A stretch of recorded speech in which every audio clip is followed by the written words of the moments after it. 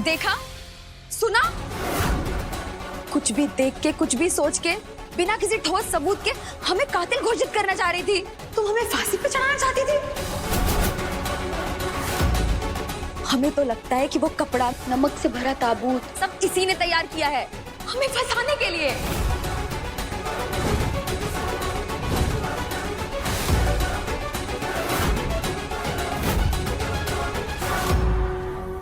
आप चाहें तो इनके खिलाफ एफआईआर करा सकती हैं, आपको झूठे केस में फंसाने के लिए। एफआईआर होते ही हमें इन्हें अरेस्ट करना होगा आगे की कार्रवाई के लिए।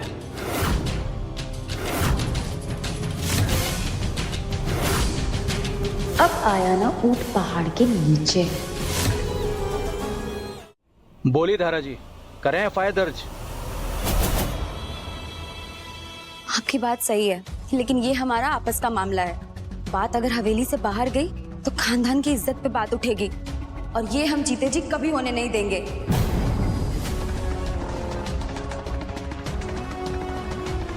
घर का मामला है, हम आपस में ही सुलझा लेंगे। आप लोग अब जा सकते हैं। धन्यवाद। जी चलो।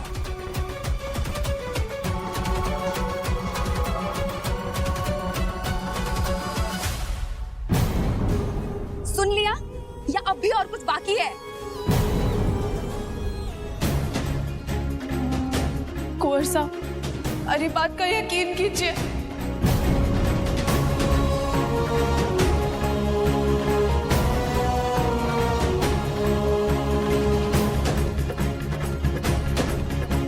कुंवर साहब, अरे यकीन कीजिए, मैं गलत ना हूँ, भरोसा कीजिए हमारे। बस करो फूली, सबको जवाब मिल चुका है।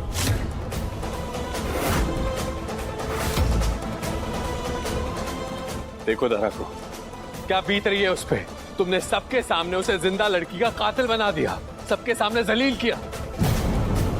जिसने पुलिस के सामने अपने परिवार को रखा, अगर वो तुम्हें पुलिस के हवाले कर देती तो। और एक तुम हो,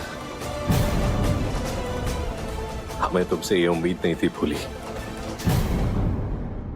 हद ही हो गई।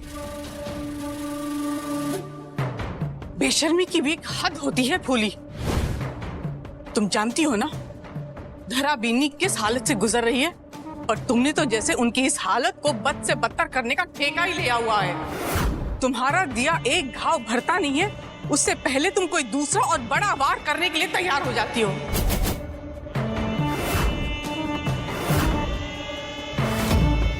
चलो हम खुद पूछते हैं तुमसे, तुम्हें चाहिए क्या? बता दो हमें, आखिर क्यों कर रही हो तुम ये सब? हमारी बीनी पर इतना बड़ा इल्जाम लगाया कि उन्होंने किसी का खून कर दिया, हत्या की, जान ले ली किसी की। इस सब का मतलब समझती हो तुम? जानती हो इसका नतीजा क्या हो सकता था? शुक्र मनाओ फूली कि तुम हमारी दोस्त की बेटी हो, रिश्तेदार जैसी हो, इसलिए धरा बीनी ने इस मामले को कोर्ट कचहरी तक नहीं घसीटा। लेकिन हम तुम्हें अब इस घर में बर्दाश्त नहीं करेंगे, और खासकर गगन बन्ना के पास तो बिल्कुल भी नहीं।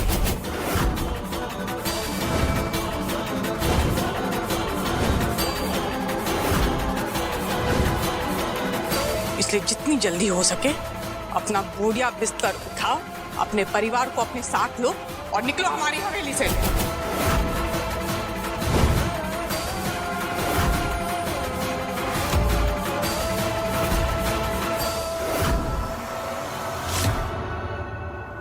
कई मारे हाथ से।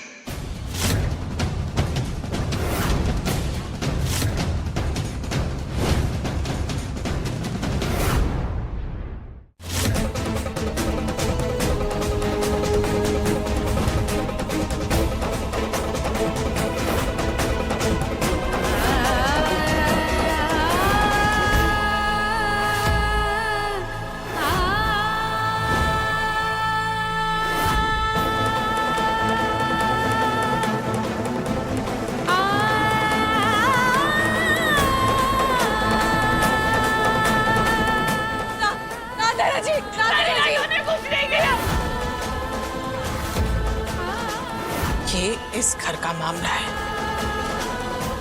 और आप हैं बाहर वाले।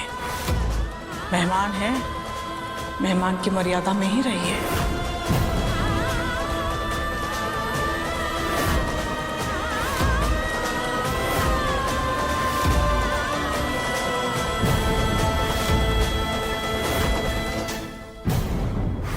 रुको धरा बीननी,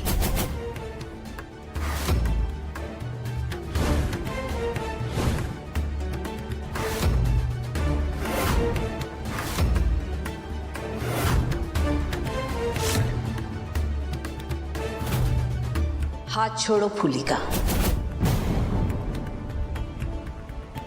फूली ये हवेली छोड़कर कहीं नहीं जाएगी।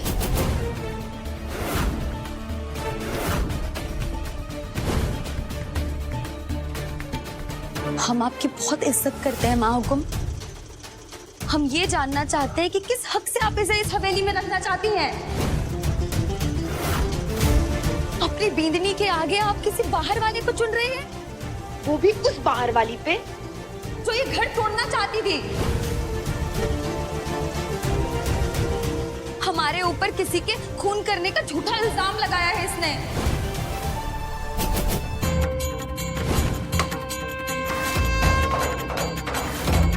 नारियल के अंदर फूल का मतलब है कि फूली ही हमारे खानदान को वारिस देगी। हम उसे किसी भी हालत में जाने नहीं दे सकते। जवाब दीजिए माँ हुकुम।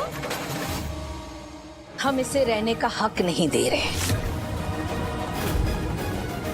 बल्कि इसकी की हुई गलती की सजा दे रहे हैं।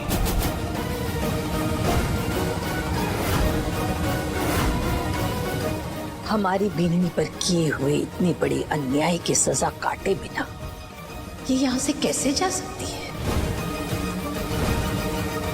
पुलिस की आंखों पर पट्टी बंदी होगी, पर हमारी आंखों पर पट्टी नहीं बंदी है। यहाँ न्याय होगा, अन्याय नहीं। ये हमारी बीननी की सेवा करेगी, यही इसकी सजा है, यही न्याय है।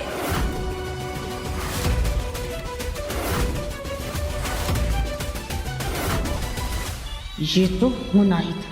बड़क्कली को हमारी खुशी बर्दाश्त कहाँ होती है। आ गई शुभ काम के रास्ते में काली बिल्ली बन के अपने पुत्र योग वाली बींदनी को रोकने। फूली को रोकने का कारण हमें पता है। आप दिल से चाहते ही नहीं कि फूली ये हवेली छोड़ के जाए। दूसरा ये कि आप नहीं चाहते कि हमारे सामने गगन जी और फूली के रिश्ते की सच्चाई बाहर आए। लेकिन ये मौका हमें बार बार नहीं मिलेगा। इस मौके को हम हाथ से नहीं जाने दे सकते। नहीं माँ हुकुम, इसकी कोई जरूरत नहीं है। हम नहीं चाहते कि ये इस हवेली में रुके। लेकिन हम चाहते हैं कि ये हवेली से बाहर नहीं जाए और बाहर जाकर के कोई और साजिशें करे। ये इसी हवेली में रहेगी, हमारी आंखों के सामने।